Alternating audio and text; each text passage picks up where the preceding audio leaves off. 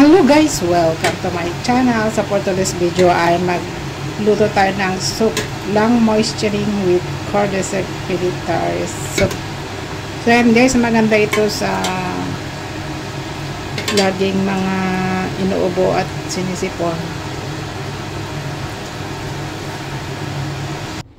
So ito ang ating mga ingredients and procedure.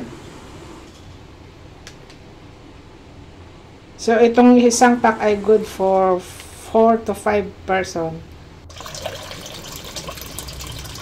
So, maglagay tayo ng 12 bowl of water.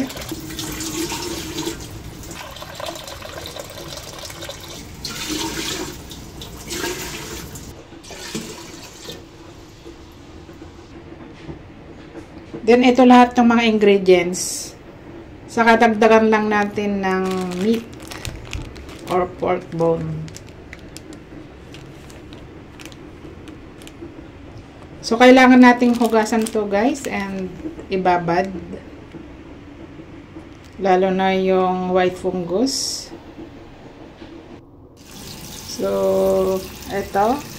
Lodoicea maldivica. Ito din guys.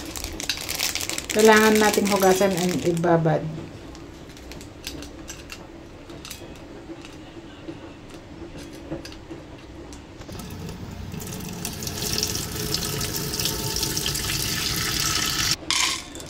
So, meron din tayong apricot kernel, candied dates, hugasan lang at set aside. Cordyceps, kailangan hugasan din and ibabad, at lalong lalo na yan, white fungus. Hugasan natin kasi madaming insekto minsan. Then ibabad. So lahat to guys na ingredients ay ang purpose ay to nourish the lungs. Then nagdagdag ako ng 3 slices of ginger.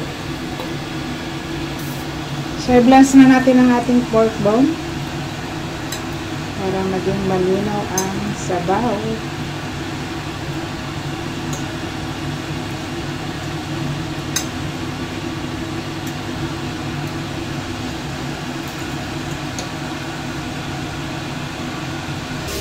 Then, saka natin hugasan.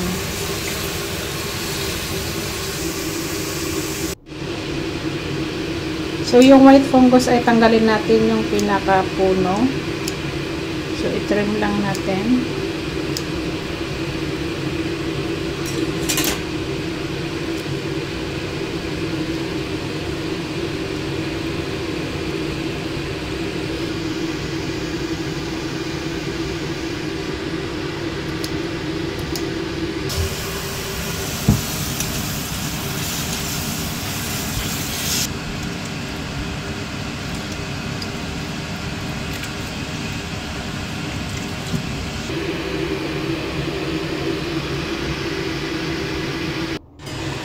So, kumulo na yung tubig. So, ilagay na natin yung pork.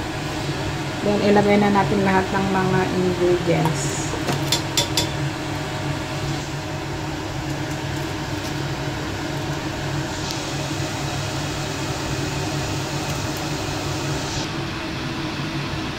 So, yung white fungus mamaya na ilagay. Nagdagdag yun tayo ng salt.